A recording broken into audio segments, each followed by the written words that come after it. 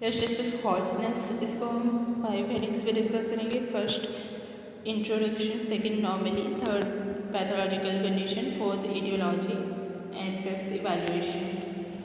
तो first introduction क्या होता है hoarseness? Roughness of voice resulting from variation of periodicity and और intensity of consecutive sound waves. तो वॉइस की रफनेस होती है जो रिजल्ट करती है पीरियोडिसिटी के वेरिएशंस के कारण और sound waves, consecutive sound waves के इंटेंसिटी में वेरिएशन के कारण। Then second normally vocal cord को कैसे होना चाहिए? इसमें 3 चीज़ें होती है।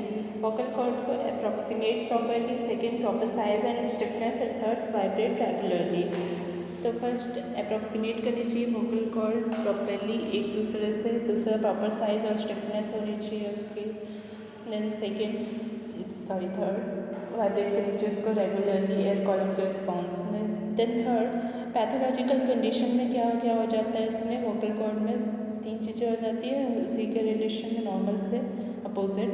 तो first loss of approximation, second size increase and third stiffness decrease. तो अप्रॉक्सीमेशन लॉस्ट हो जाता है, सेकेंड साइज का बढ़ जाता है वोकल कॉर्ड का, थर्ड स्टिफनेस कम हो जाती है वोकल कॉर्ड की। फोर्थ इडियोलॉजी है, तो इडियोलॉजी में फर्स्ट इन्फ्लेमेशन आएगा, सेकेंड न्यूप्लाज्म्स आएंगे, third non neoplastic lesions, fourth trauma, fifth paralysis, sixth fixation of cord, seventh congenital and eighth systemic disorders. तो फर्स्ट इन्फ्लेमेशन एक्यूट या क्रॉनिक हो सकता है, तो ये इसकी इटियोलॉजी होती है। एक्यूट में एक्यूट वायरल लेरिंजाइटिस हो सकता है या डिप्थीरिया। क्रॉनिक में क्रॉनिक लेरिंजाइटिस, लैरिंक्स का इन्फ्लेमेशन स्मोकिंग की वजह से या फिर और कुछ की वजह से।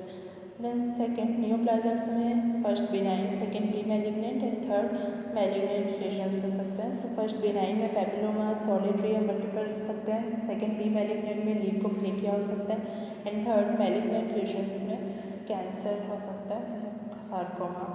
थर्ड क्या है इसमें इटियोलॉजी में?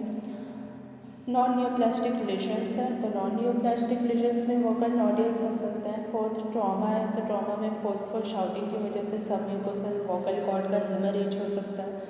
देन फिफ्थ पैरालिसिस है, तो पैरालिसिस में रिकरेंट या फिर सुपीरियर लैरिंजियल नर्व का पैरालिसिस या फिर दोनों ही नर्व्स का पैरालिसिस हो सकता है। सेवन्थ कॉर्ड का फिक्सेशन हो सकता है, आर्थराइटिस या ट्रॉमेटिक फिक्सेशन होता है को एथराइड जॉइंट्स का, तो उसमें कॉर्ड्स का फिक्सेशन हो सकता है। सेवन्थ कॉन्जेनाइटल हो सकता है, तो लैरिंजियल वैब या लैरिंगोसील हो सकता है।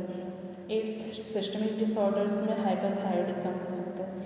देन फिफ्थ इवैल्यूएशन में क्या करते हैं? 6 हेडिंग्स में आएगा। First history, second indirect laryngoscopy, third examination of neck and chest, fourth lab investigations, fifth direct laryngoscopy and sixth bronchoscopy and oesophagoscopy. तो फर्स्ट हिस्ट्री लेते हैं, तो हिस्ट्री में कोई भी हॉर्सनेस जो परसिस्ट करती है 2 हफ्तों से ज़्यादा, वो डिज़र्व करती है कि इसके लैरिंग्स का एग्जामिनेशन किया जाए और मैलिग्नेंसी एक्सक्लूड की जानी चाहिए 40 ईयर्स से अबव के पेशेंट में। ना सेकेंड इनडायरेक्ट लैरिंगोस्कोपी करते हैं, तो लोकल लैरिंजियल कॉजेस को एक्सक्लूड करने के लिए करते हैं वो। देन थर्ड एग्जामिनेशन करते हैं नेक और चेस्ट का, तो नेक और चेस्ट के एग्जामिनेशन लैरिंजियल पैरालिसिस के कॉज को फाइंड आउट करने के लिए करते हैं। देन फोर्थ लैब इन्वेस्टिगेशंस करते हैं, तो ये सस्पेक्टेड जो कॉज है उसको कंफर्म करता है क्लिनिकल एग्जामिनेशन में, जो सस्पेक्टेड कॉज होता है उसको। देन फिफ्थ डायरेक्ट लैरिंगोस्कोपी करते हैं, तो लीजन्स की बायोप्सी करते हैं, डिटेल एग्जामिनेशन करते हैं, ये हेल्प करता है और असेसमेंट करते हैं कि कोऑर्डिनेट जॉइंट्स की मोबिलिटी का।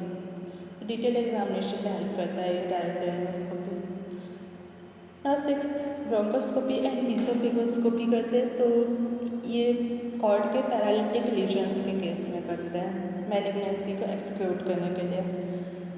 तो ये था हॉर्सनेस। Thanks for watching.